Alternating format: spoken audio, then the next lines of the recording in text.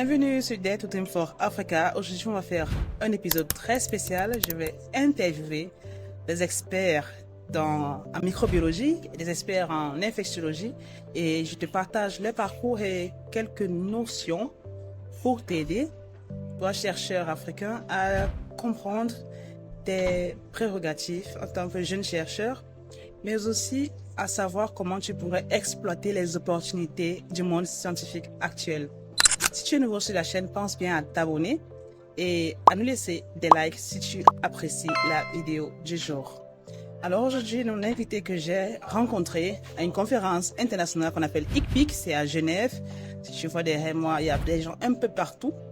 Et c'est un chercheur camerounais qui travaille au CHU de Yaoundé. Si tu es un Camerounais, tu dois savoir où se trouve le CHU de Yaoundé. Et je l'ai rencontré à Genève et je vais lui poser des questions totalement improvisées qui, ma foi, j'espère, pourront t'aider à progresser encore une fois dans ta carrière.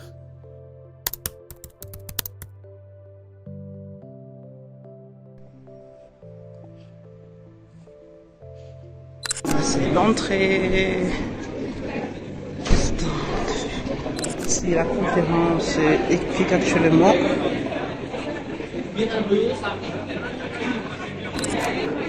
Ah, ce sont les stands. On voit les stands des partenaires immenses. Toutes les innovations en termes de décontamination.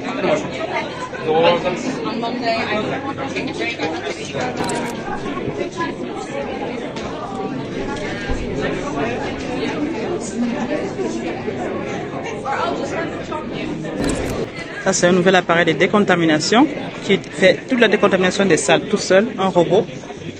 Incroyable.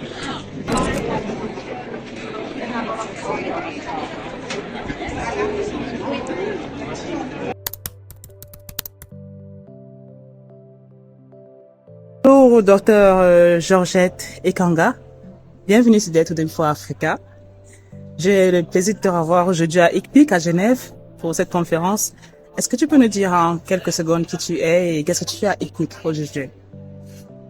Bonjour, docteur Luria. Je suis docteur Georgette Ekanga.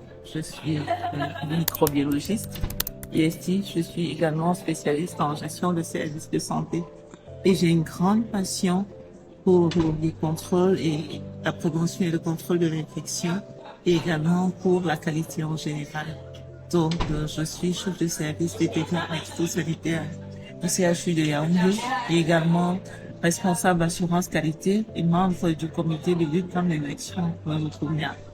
Merci, docteur Ekanga, pour l'introduction. Donc, on va poser des questions un peu qui concernent la jeunesse aujourd'hui et aussi de changements en termes de sciences actuellement.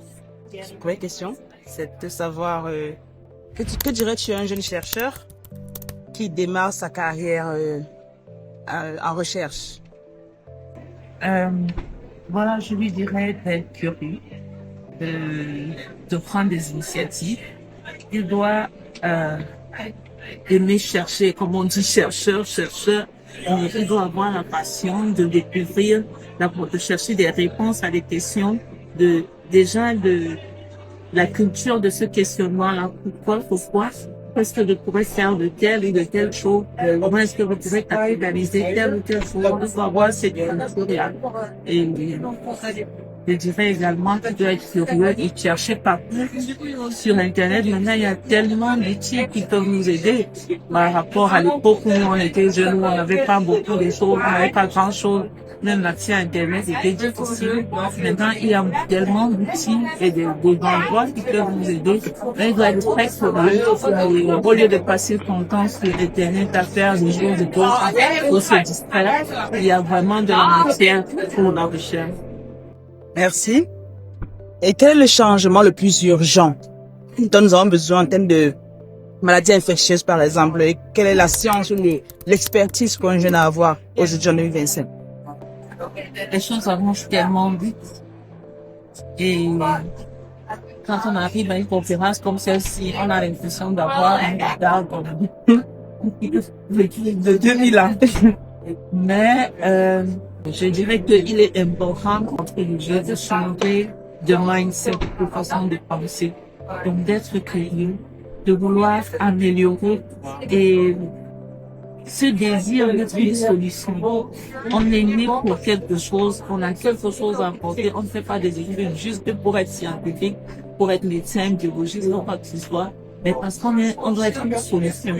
Donc, au lieu de critiquer les choses qu'on fait, mais se poser la question de savoir qu'est-ce qu'on peut faire. On ne va pas chercher forcément à rattraper les autres là où ils sont, mais déjà à bien asseoir ce qui est fait et à le faire correctement dans nos structures, avec nos moyens, avec une adaptation. Ils sont bien conscients que nos réalités ne sont pas les mêmes que les leurs, mais on doit s'adapter complètement.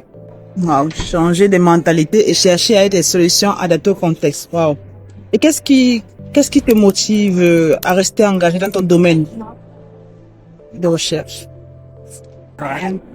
Après plusieurs années, on a vu des idées où rien ne bouge, rien ne change. Non, mais il y a des choses qui changent. Il y a des personnes qui sont formées et on les voit grandir dans la science. Parfois, ils évoluent même bien plus vite que nous. Et ça me motive grandement ces personnes à qui on a tenu la main et qui sont vraiment engagées. Il y a des petites avancées parce que ce que nous tuons à dire, c'est qu'il faut mesurer chaque fois. Donc, ces petites avancées qui sont mesurables. Donc, quand je vois ces petits pas faits step by step, oui, ça m'encourage grandement.